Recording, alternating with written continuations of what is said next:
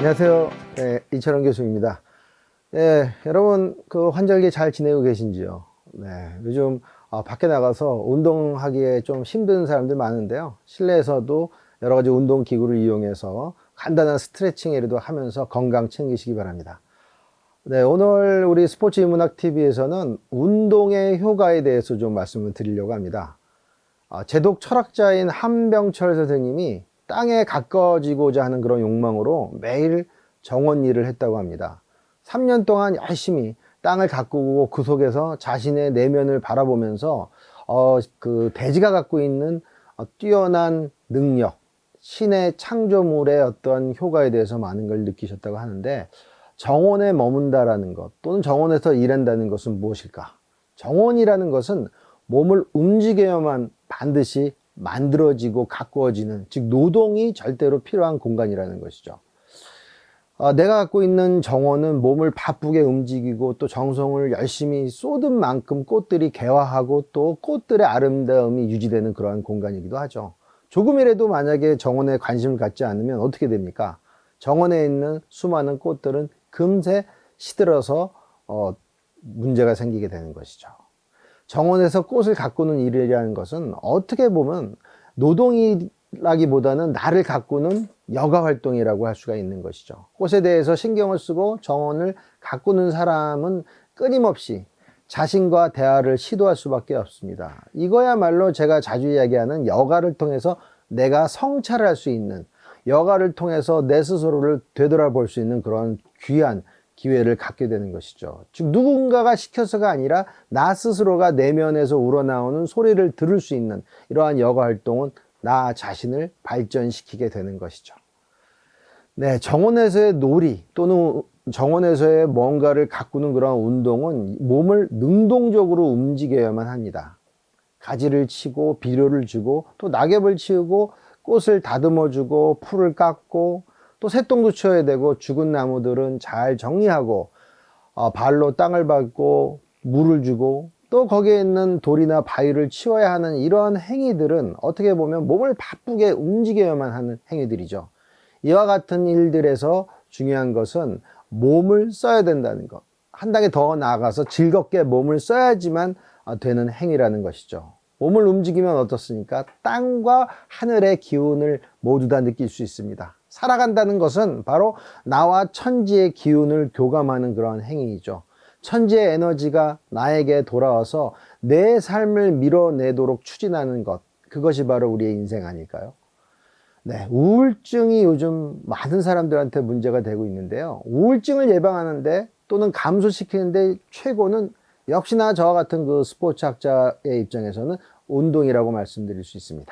몸을 움직이고 땀을 흘리면서 현재에 몰입할 때 우울증은 저 멀리 달아나게 되는 것이죠. 우울증은 현재의 나와 이상의 나 사이의 어떤 괴리감 때문에 일어나는 경우가 많은데요.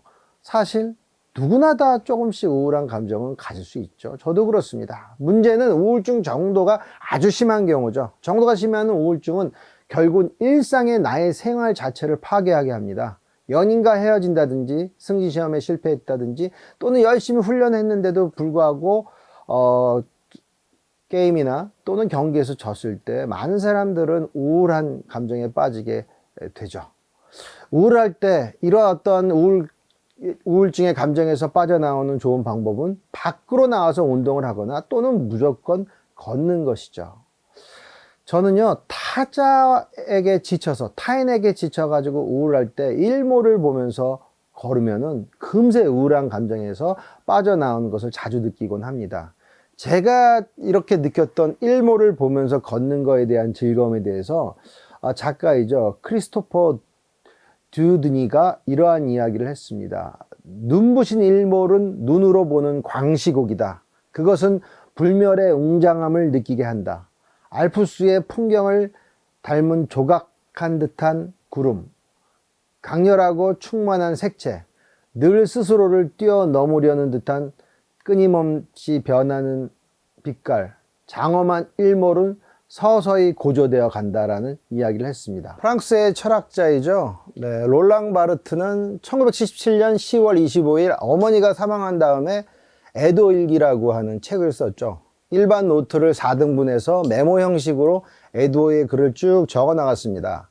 바르트는 어머니 살아 생전에 정신적인 안정과 위로를 어머님한테부터 많이 받았는 걸로 유명한데요. 어머니가 돌아가셨을 때 이 철학자는 엄청나게 우울한 감정을 느꼈다고 합니다. 사랑하는 존재의 부재한 그 공간에서 애도, 아쉬움, 절망, 우울만이 존재하고 있죠. 그 애도일기 해설편에 바르도의 심정을 묘사한 글이 있는데 그 글을 잠깐 소개시켜 드리도록 하겠습니다. 바르도의 슬픔은 애도와 멜랑콜리 그 어디에도 속하지 않는다. 사랑의 대상은 바르트에게 대체할 수 없는 존재다. 대체할 수 없는 사랑이 상실되었으므로 그 상실이 남긴 부재의 공간 또한 그 무엇으로도 채워질 수 없는 패인 고랑으로 남는다. 하지만 패인 고랑의 부재 공간은 역설적이다. 그것은 대체할 수 없는 그 사람의 더는 거기에 존재하지 않는 절대 공백의 공간이지만 그 절대 부재성은 그 공간이 오로지 그 사람 자신으로만 채워질 수 있고 또 채워져야만 하는 공간, 그 사람이 반드시 귀환해야 하는 공간임을 역설적으로 방증하기 때문이다 라고 롤랑 바르트는 부재의 공간에 대해서 말씀을 했습니다. 상실을 통한 부재의 공간을 가져본 사람만이 우울한 감정이 무엇인지 알 수 있게 되죠. 제 경우를 말씀드려도 아버지가 투병 중에 돌아가시면서 롤랑 바르트가 느꼈던 것과 비슷한 심적 패인, 고랑을 경험하였습니다. 그런 상실감이 높은 상황을 이겨낼 수 있는 것은 저의 경우는 바로 걷기였습니다. 동네 운동장을 걸으면서 또는 학교 운동장을 걸으면서 마음의 평온을 느낄 수 있었습니다. 저는 일주일에 한 4회 정도 피트니스 센터에서 운동을 하는데요. 주기적으로 이러한 운동은 저와의 어떤 심리적, 정신적 약속입니다. 운동을 하면서 깨달은 점은 이를 통해서 신체적으로도 건강해지지만 더 중요한 것은 감정적인 그러한 위로감과 심적인 혜택이 있다는 것이죠. 스트레스를 많이 받거나 정신적으로 힘들었을 때 피트니스 센터에서의 운동은 바로 이러한 힘든 상황에서 잘 탈출할 수 있는 힘을 줍니다. 체험 스포츠의 위안이라는 것은 론 마라스코와 브라이언 셔프가 이런 얘기를 했습니다. 할 수 있거나 흥미가 있으면 운동 경기를 직접 하는 것이 관람하는 것보다 훨씬 큰 위안이 된다. 단순한 스포츠는 몰두할 대상과 집중력만 있으면 된다. 마을의 중년 부인들이 참가하는 볼링 리그를 본 적이 있다면 그들이 볼링에 완전히 몰입하고 있음을 알 것이다. 아마 그들은 다른 생각을 할 겨를이 없을 것이다. 그런데 이게 바로 핵심이다. 마음을 한 곳에 집중하면 다른 생각이 끼어들 여지가 없고 그래서 슬픔에 젖어 있더라도 운동 경기에 참여하면 기분 좋은 위안을 얻을 수 있을 것이다. 이 론 마라스코와 브라이언 셔프의 이 슬픔의 위안이라는 책에 나온 구절인데요. 바로 이러한 어떤 슬픔에 젖어 있더라도 운동 경기 스포츠에 참여하면서 기분 좋은 위안을 얻을 수 있다는 것은 스포츠가 주는 굉장히 큰 또는 운동이 준 굉장히 큰 심리적인 혜택 아닐까요? 저는 운동이야말로 우리 삶의 위안을 주는 명약이라고 생각합니다. 우리가 힘들고 어렵고 지칠 때 운동 많고 좋은 그러한 약이 있을까요? 몸을 움직이다 보면 긍정적인 생각이 저 밑에서부터 스물스물 올라오게 됩니다. 그 힘을 통해서 우리들은 바로 이 삶을 당당하게 살아갈 수가 있는 것입니다. 네, 오늘 여러분들에게 운동의 효과에 대해서 인문학적 관점에서 말씀을 드렸습니다. 운동은 우리 삶에서 굉장히 중요한 명약 또는 보약이 되고 이것을 통해서 우리는 삶을 재미있게 즐겁게 살아갈 수 있게 됩니다.